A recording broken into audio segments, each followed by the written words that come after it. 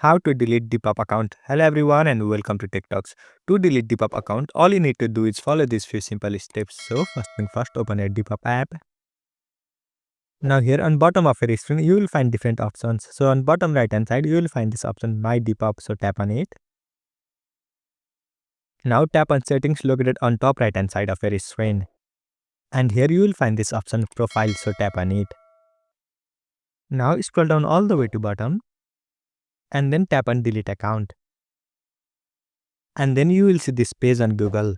So here simply fill in your information. So they will ask for your email address and username. So simply fill those details. And once you fill those, simply scroll down all the way to bottom. And then tap on reason for deletion. Now select any reason. And again scroll down. And then tap on submit. And once you tap on it, your Depop account will be successfully deleted. So this is how you can delete a Depop account. I hope you found this video helpful. Thank you for watching. Follow us for more helpful tutorials. Subscribe.